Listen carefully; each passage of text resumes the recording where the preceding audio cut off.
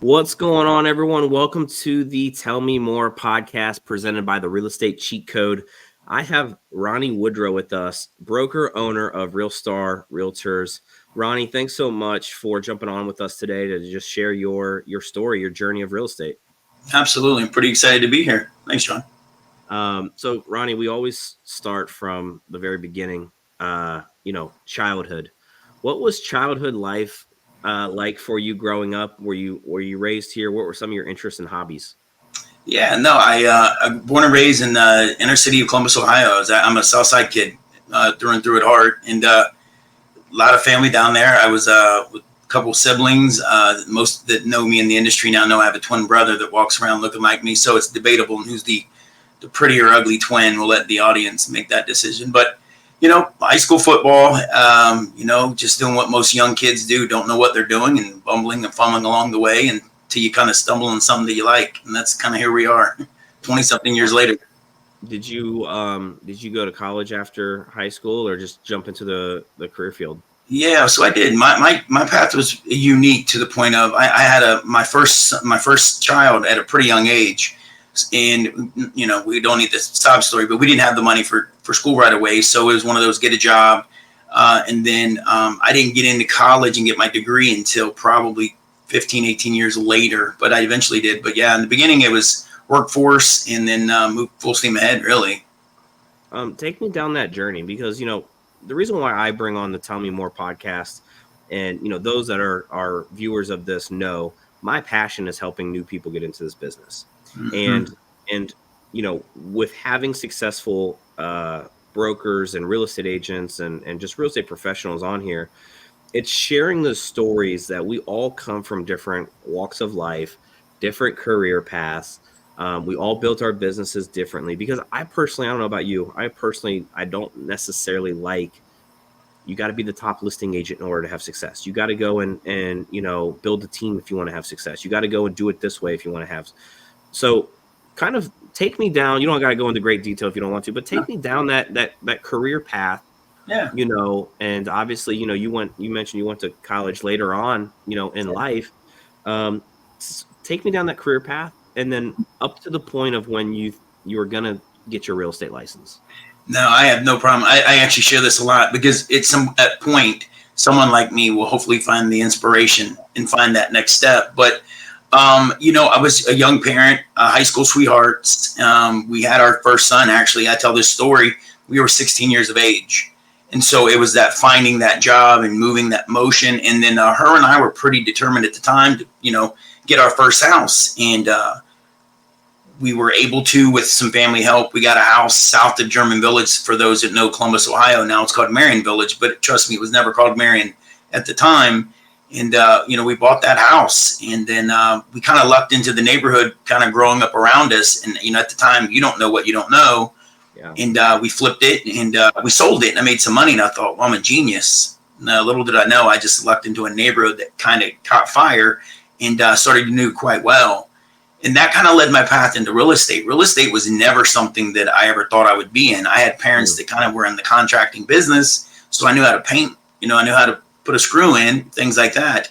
But then I was watching when I was making that first transaction and selling of that house, I watched the process and thought, well, I did some of this work. Not that I belittled what the agent did or didn't do, but I thought I liked what I seen. And I thought, well, I could do that. And so probably 7 to 8 months after that, I got my license in real estate. And rude awakening, to say the very, very beginning of my career. I try to tell people, a lot of people get in our industry thinking it's going to be easy. It's money falling from the clouds. And quite contrary, that's not the case. So how old were you? I was 22 when I got, I was 22 when I bought my house and 23 when I got licensed. Wow. Yeah. And I quit my job because at the time, all the experts said, quit your job and do this full time. Well, it may have worked out 24, 25 years later. I'm still in it and I never done anything else but real estate. Yeah. So maybe it did work. So, you were kind of, I got in at 22 right out of college, young age, and I think, if you're younger thinking about getting into the business, I'm sure you experience this. One of the things that's always, in the back of your mind is, how am I going to get 30, 40, 50, 60-year-olds to trust me, to sell their house or to help them through the buying process? Or even, I worked with a lot of investors. Hey, this is a great deal. Like, we should pull the trigger, right? What were some of the things that maybe you focused on since you did get in at an early age to help your business get off the ground running? I kind of was fortunate enough. At that time, my father-in-law, he was interested in the real estate game, and after he realized what we had done on the first flip, we kind of combined forces. Added his money to my money, and knowing that Marion Village community started to do quite well, we probably flipped 20 to 25 houses then over the next 3 years. Wow. So I was fortunate enough. I was really fortunate enough to have that flipping and learning along the way. So I wasn't so prevalent on getting the clients, even though what happened was, I think once I started flipping, I think some of the people that were a little older than me or a lot older than me realized that maybe I knew a little bit about what I was doing, even though at that time I was probably clueless to half of the process. And then I started getting referrals and things like that. But I really was fortunate, and I know it's not everyone's path, but to flip real estate and to get that going. That's why I've always been a big proponent of, if you're going to get in this industry, learn the prospecting, learn those strategies to be a good agent, but you have to own your own real estate. You have to be an investor to the process as well for longevity. And I think I lucked into that. That was not a planned course, and I just stumbled into it. But I think that was probably the biggest one, just flipping real estate. When you got into the business, did you have supporters? Did you have doubters? I mean, real estate's, and I know you mentioned a couple of times, right? I kind of lucked into this. I didn't really know, but at the same time, real estate is hard. I think I personally always say real estate's simple, but it's hard, right? Like, I think the principles are simple, the execution's the hard part. But did you have doubters or supporters? Because at a young age, with a small child, you're going into 100% commission world. And back then I would assume that it was still the, go get a good job, work, 9 to 5, get a salary, be paid by the man, and live your happy, ever after life. But so how did it fall for you? Yeah, at that age, and my family doesn't come from money or anything like that, and so there was not a lot of home ownership within any of generational sides of my family, and so I really didn't have a lot of support outside of my father-in-law eventually seeing, hey, there was an opportunity here. But I think I had a lot of doubters, walking into someone's home at 23, trying to put a listing presentation or a buyer presentation on the qualities and the benefits of home ownership, and not knowing that myself. So I did. I don't want to make it sound like I've been going uphill both ways with no shoes on here, because that's not the case. But I really didn't, and it took me a few years to realize it was more than just putting a suit on and showing up.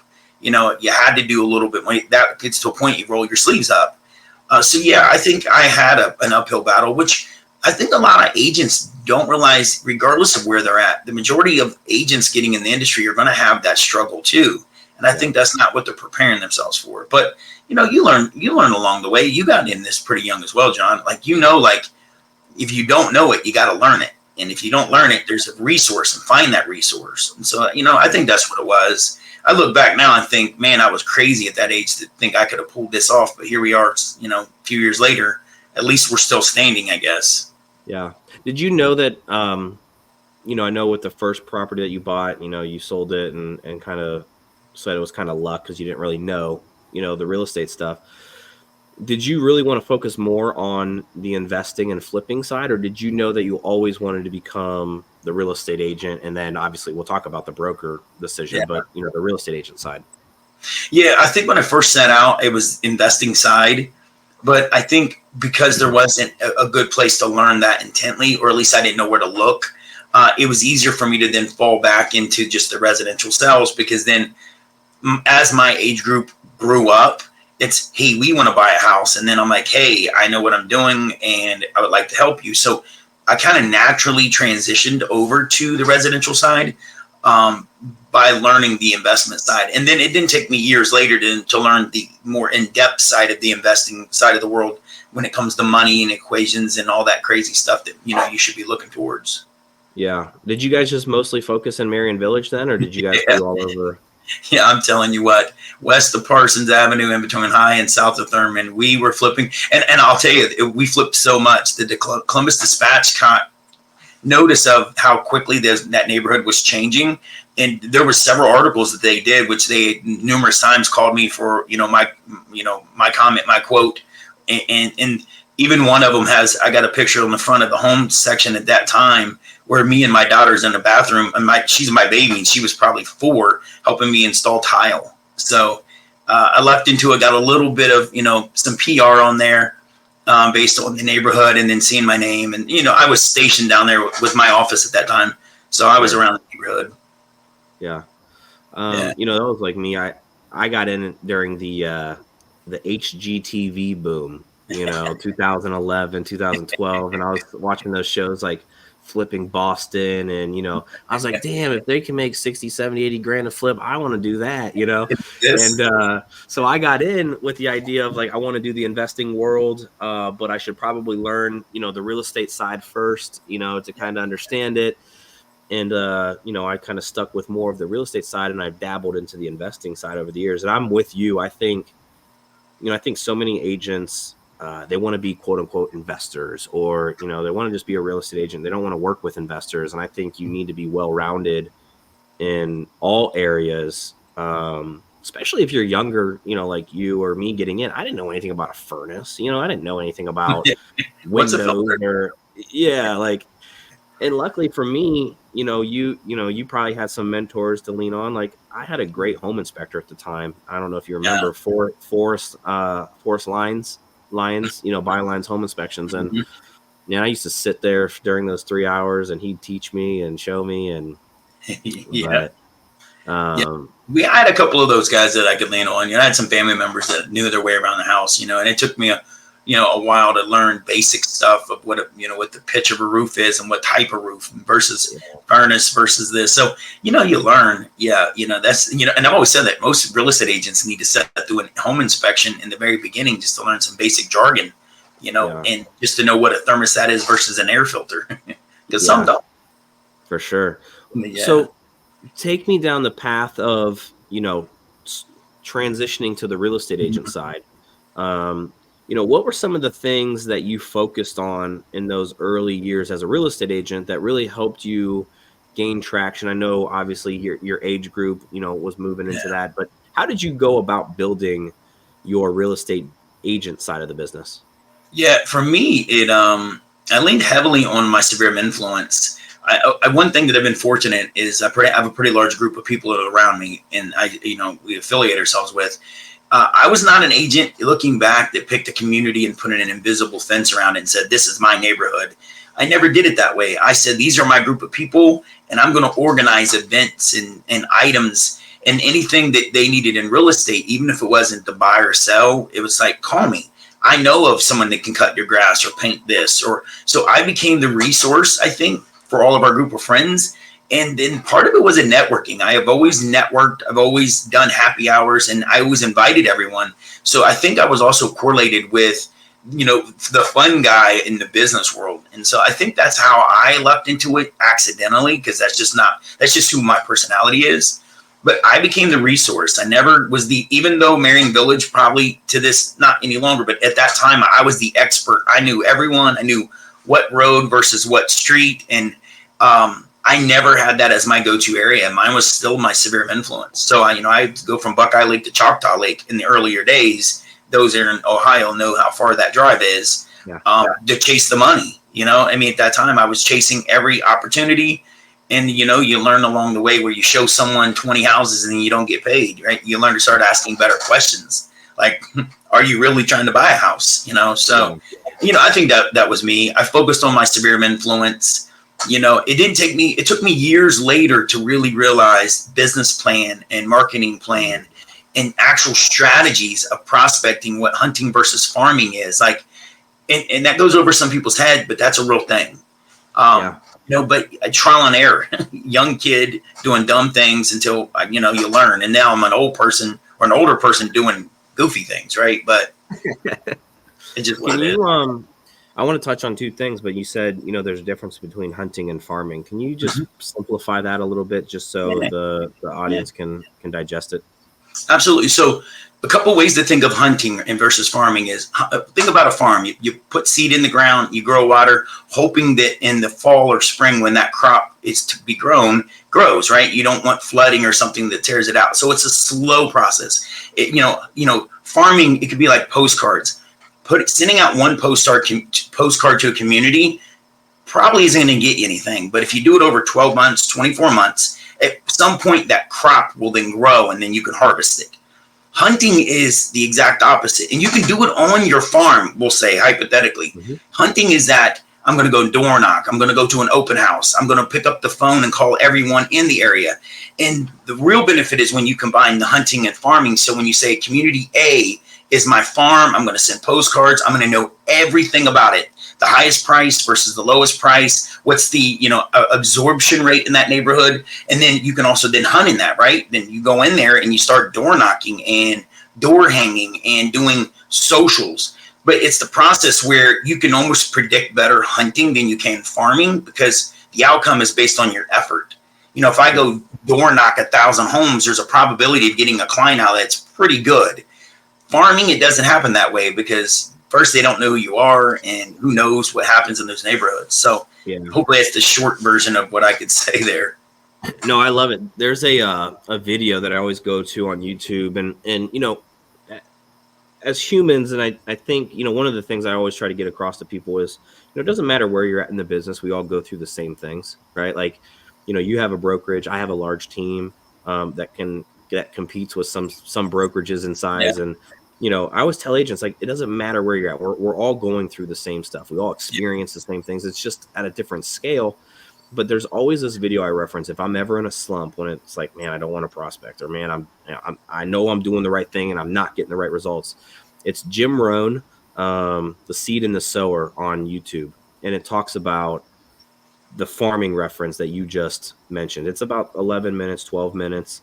And just keep farming because eventually that seed will land on fertile ground and the crop will come, right? But along the way, there's going to be a lot of things that happen that are going to not bring you the results that you're trying to get. So I love that you shared that. Yeah. And hopefully somebody learns from that because it takes effort, in this industry, and you got to do farming and hunting, and you just got to figure out what your strengths in and maybe attack it a little more aggressively. The second thing I wanted to touch on that you brought up was, I was the fun guy, and, that's why I love having so many different people on here because we all did it differently. Me personally, I would never been able to pull that off.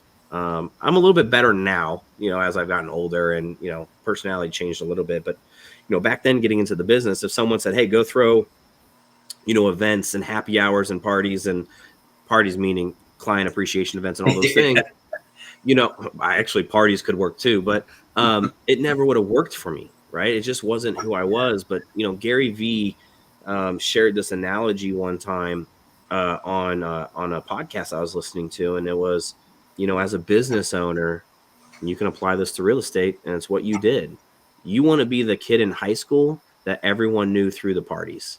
Yep. Right. They don't necessarily have to come to your parties, but they know who you are and what's going on and when it's going on. And, that just kind of like in my head of like, man, you have to be known. You have to be the person that people are going to come to, that they know that you're going to throw the party.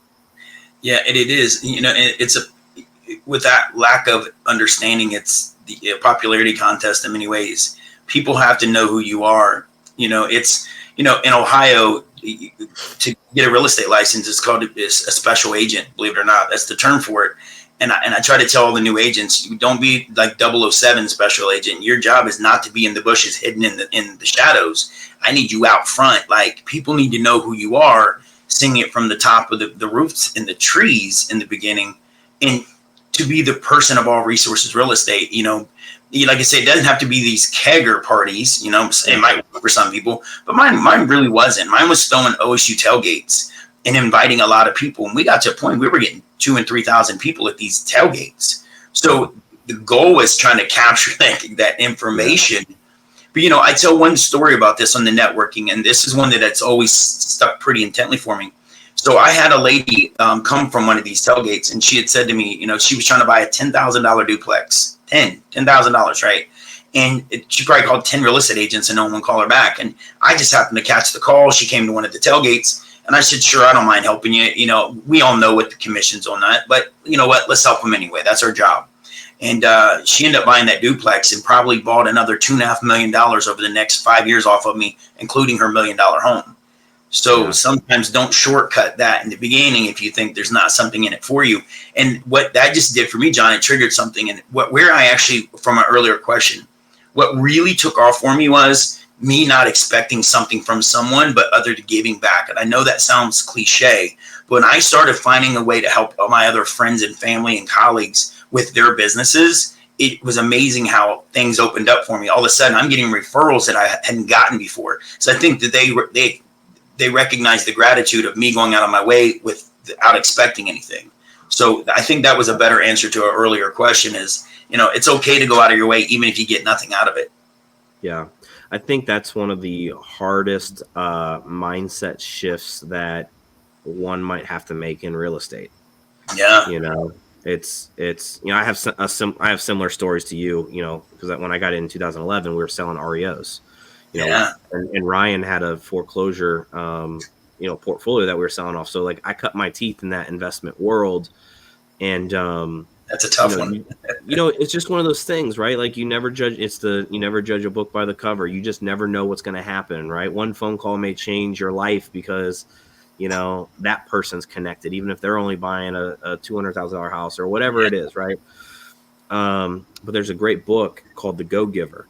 And it explains kind of exactly, hey, I'm the person that's helping other people. I'm the connector, and it's that return, right? If you do good for someone else, they want to do good to you. And Agreed with doing that. it without expectations is that hard part, though, because and this, bringing people onto your brokerage, and we have today bills, but we have to build for tomorrow, right? And everything that we do should be future focused and not necessarily today focused. Yeah, that is so true.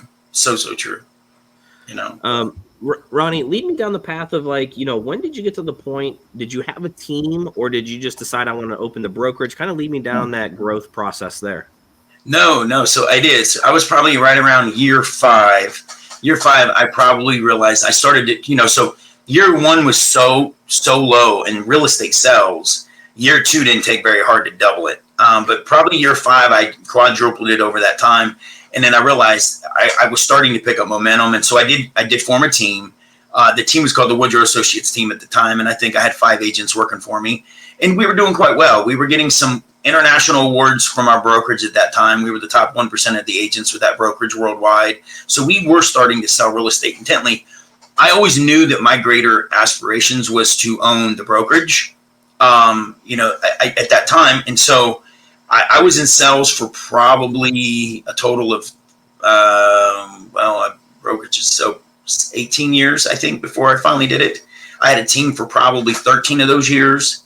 And so I was educating myself on the behind the scenes processes of, starting a brokerage and, as an independent versus a franchise. But we did well in sales. We had a really good team, a high quality team. The hardest thing was when I started the brokerage is taking my team and breaking them up into agents on our company. And there was a little bit of pushback because we had gotten so good at just working together. And so I had to kind of remember and remind them that nothing's going to change, even though it did pretty quickly. But, we did a lot of sales. I'm like you. I remember 2008 to 2012 when the industry had to reinvent itself. And, I remember the first time I heard the word short sell. We had to learn that system like you did, cutting your teeth on REOs. That's what we were doing at that time, and then we were doing a lot of them. I remember in that market carrying 80 and 90 listings and, and they weren't moving for 6 months. So it isn't a brag fest, just nothing was selling. So we were collecting them, which is how did from the brokerage standpoint, obviously that's the typical traditional evolution, in our industry. You said you knew early on that you kind of wanted to do your own thing. What was it that, kind of led you to that decision? Because I think sometimes people feel like they have to build a team, right? Like, oh, that's just the next step, or now I have to go and create my own brokerage or buy a franchise or whatever. And like, it's interesting because Ryan and I have no desire to go and do a brokerage. We're like, paperwork, no. Liability, no. Like, so for you, like what was some of that thought process there? Just for the audience, because there may be some people that are like, should I do it? Should I not do it? Yeah. Yeah. I think what I didn't know at the time was so many things. One of them was the amount of communication that was going to start coming back at me, depending on your agent volume and outside affiliates. Like, it took me a while to field the calls, the questions, and the text. For us in the brokerage, when we were trying to make the decision, do we go franchise or independent? I went to some of these big conferences, the Inman conferences, the NARS conferences. I did all those, our bar camps. And I was starting to do my research on brands first, the franchises. And I interviewed with several large ones, several that wasn't even in our market at the time, but they were starting to grow from the north, west side of the country. And I started realizing, and this works well for some people because some of the systems are offhand if you go that route, but you give up a little bit based on cost because, there's corporate costs. And so I started looking at all the tools, and for me, I realized I could a la carte the tools that I liked versus a package that was given to us. And we started Realistar, and we left a big mom and pop shop here that's no longer in Columbus, Ohio anymore. And we went cold turkey. Team started. I remember our first office brokerage meeting was around my island in my kitchen because I hadn't even identified a building being put us in yet. But you learn along the way. In the beginning, you throw some money at things you don't need. You spend some time on items that you don't need to spend time on. The hardest thing is also telling agents when this might not be the right career path for them, even though they think it is, because you can see now from an outside perspective the lack of effort. Or you can let the shining star know that I can see something in you that's not normal either. Yeah. But when we started it was hard. We're coming up next month is our 5th year anniversary, actually. And so I think we've gotten through some crazy stuff, COVID, but we're now in 4 markets, or we have 4 offices and growing as a company right now. So we're pretty happy where we're at. Nice. I got to ask, you got a unique brokerage name. Any story behind that? Yeah, good question, actually. It's probably our 5th name. So those of you who are in Ohio, when starting a brokerage, you have to run the name through the Secretary of State first before the broker for the division will approve it, because they want to make sure there's no conflicting names or similar names, right? And it was probably our 5th name, and I'm like, I wanted a singular name. I didn't want a 2-person name. I wanted it to sound corporate because I didn't want it to be Woodrow Real Estate because first my wife would have laughed at me. So I kept going through names, and I said, what can I add real? And then I started playing around with stars, and the original brokerage was going to be an exclusively cloud-based brokerage with no offices. And I'm like, we're in the cloud, so what's above clouds? Well, there's stars. So Realistar got played around with. There was so many goofy names. I walked around with a little booklet for 6 months. Every little idea I jot it down and start scratching stuff out. If I find that booklet, I'd love to share you the names. But we landed on Realistar, and then the word "real" in there, list is in the middle, and star. And so our agents are basically known as Realistars up to the industry. It's kind of where we played around with it. So our little mantra. But I love it. I love it. No, I love it. Like I said, it's a unique name, and I didn't know the story behind it. And I think that's awesome. I always tell people, like, how do you come up with like team names and stuff? I'm like, I need a couple beers first, and then I'll start. Something will flow.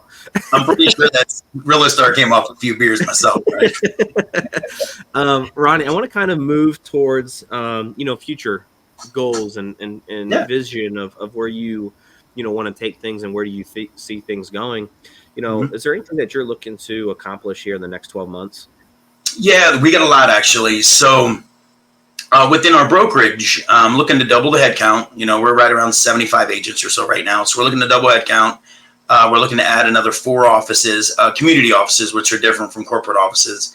But we're opening a lot of stuff. Our property management division is ready to be the switch turned on that. So we're going to start managing as well, which on the residential side is scary for a lot of residential brokerages. Most of us don't do that. And so because we have a lot of agents in our brokerage that deal with investors, are always asking us to manage. And I figured maybe that's the time to do that. So we're going to be starting that. And, we're pretty excited. We got some behind the scenes proprietary systems that we're creating, some lead gen systems. We all get leads from the same ponds.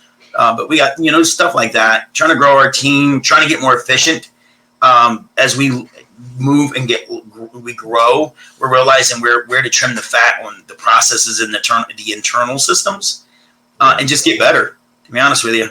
Keep recruiting and be good stewards of the industry, leave it the way we found it. Yeah. I love that. Yeah. Any 5-year goals, any 5-year plans?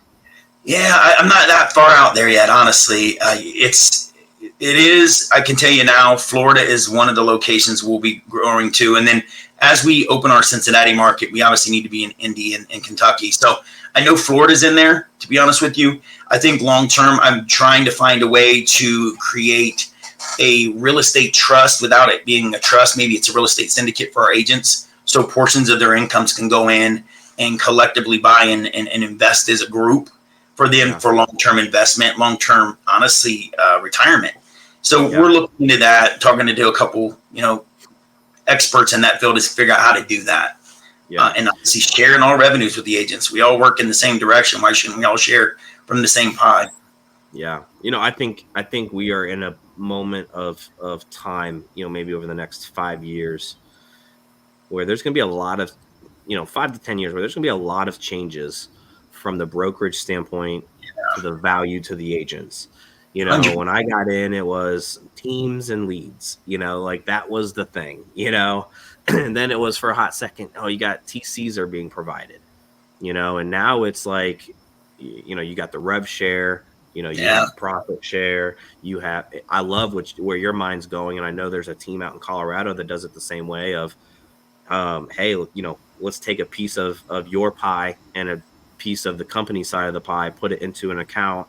And if you want to buy investment properties, a watered down 401k, but to match, right, to go and then buy an investment property. And I don't know if the big companies are going to be able to pivot and do anything like that. But I think, the small independents like yourself, like that's the value add that agents are going to get moving forward. It's not going to be leads and splits. It's going to be, how else are you going to be able to bring me value? Personal assistance, covering, child care expenses and those types of things. No, I agree. And the margins on the brokerage level is so small on the brokerage level for almost every brokerage in the country. And I shouldn't speak for everyone, but I know enough now to know the margins are small.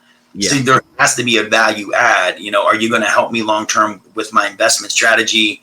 I think leads will be one of them too. And I'll tell you why, because I think a lot of agents are fearful of the prospecting side of it. So I think the brokerage that can truly feed their team, the splits don't apply anymore, because if I give you $1 million in income, why do you care if it's a 50-50 split or not? So I think those that could feed people and do it efficiently, I think that will be the easiest recruiting tool for any brokerage that can prove that they have a system that works. And maybe I'm wrong. We'll see. And I'll let you know. We'll have this conversation in a year, John, because I'm working on something like that. So we'll see.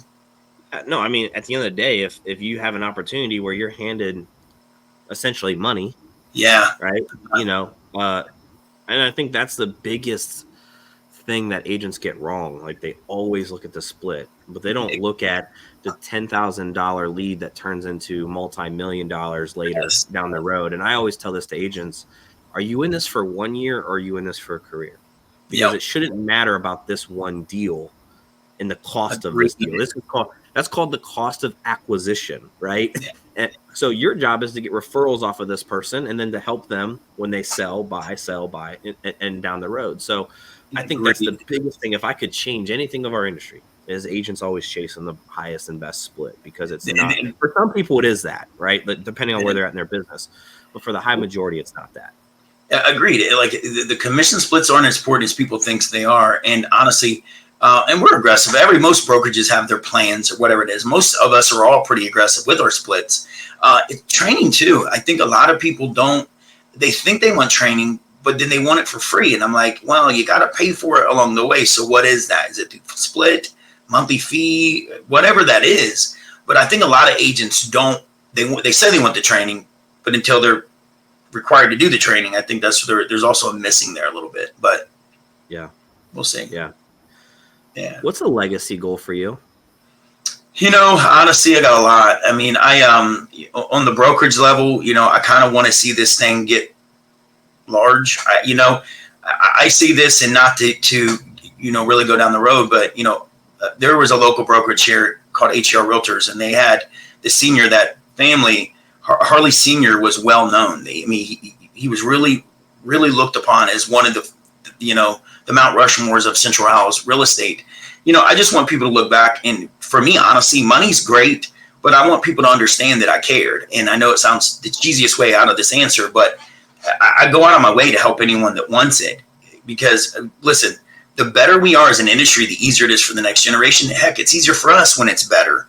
Our industry's at an attack right now, but I think getting Realistar to a level of, I'd love to be in multiple states when I decide to hang it up or hand it over or sell it. I personally own an investment company because that's what I did starting this. So, we buy homes around, Ohio, and businesses.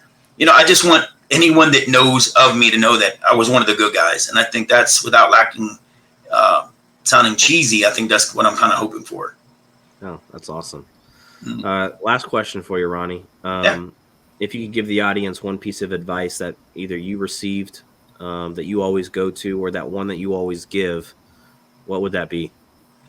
So an easy one in real estate, in this, you don't have to know everything right out the gate, but you have to remember two things: persistency and consistency. Stay consistent of what you're doing, and stay persistent when you get knocked down from what you're doing. So if you're prospecting on the phone and you're getting yelled at and you're getting just hung up on, make sure you're doing that the next day. You'll find a way through it, but stay consistent, but persistent enough that you won't stop what you were doing. And most of everything works itself out. Now, there's a lot of variables to that, but stay consistent at what you're doing. I love it. Ronnie, thanks so much for jumping on and, sharing your knowledge, your journey, your thought process. Those that are watching, if you're thinking about buying, selling in Central Ohio, what other markets are you in right now? So we're Southern Ohio, we're Dayton West. So we basically got the west side of the state of Ohio covered up. And we're now opening an office up in the Toledo market. So we're halfway through the state right now. If you're in Toledo, out west, South Ohio, Central Ohio, if you guys are thinking about buying, selling, investing in real estate, hit up Ronnie and his squad. If you are a real estate agent and you just loved Ronnie's story and just want to connect with him, pick his brain, join his brokerage, his number is down below. Ronnie, for those that are listening in on the podcast, what is the best way for someone to connect with you? Yeah, you can get a hold of me on my cell. It's there below, 614-738-4971. You can text me, call me. My email is ronnie.woodrow@realistar.com. Pretty easy to get a hold of, or just Google me. Be careful. There's an ugly guy walking around that looks very similar to me. I think he's a twin of mine, so don't confuse us. If you have questions and you're not even looking to make a change, if you just got resource, if you're like, how did you do that? Call me, text me. I'm here to help you. Regardless if you're trying to make a move, if you're looking to buy or sell, I have a lot of quality agents. And I want to thank you, John. You're leading the forefront of this industry. I've paid attention to you while you've grown, and I'm impressed with what you're doing, with the knowledge that you're sharing. You have a successful team. You don't have to share it, but you've chose to, and I think that's a testament to your personality and your business goals as well. So I do appreciate you at least allowing me on your podcast today. No, I appreciate the flowers, and I think you and I have the same mindset and vision of what this industry is, and I like what you said. Leave it better than how it was when you got here, and I think. Yeah. When you look at our industry, I think it gets a bad rap. I think it a lot of the top teams and top brokerages, they don't share out of fear that, your system's going to be stolen and this and that. And look, I can promise you, I've been around big teams, large teams, offices. It's all the same stuff. And, you know, I think it's my duty and my obligation to give back to those agents, because I had that person, you know, Yeah. I had that mentor that poured into me, that gave me everything that I needed to be successful. And now it's my turn, you know, to do that. So I'm right there with you. And I really appreciated you coming on and sharing and you know, getting to learn a little bit more about what you're doing, what you're building. Absolutely. I appreciate your time today, John. All right. We'll talk soon. All right. All right. Take care. See ya. See you, everybody.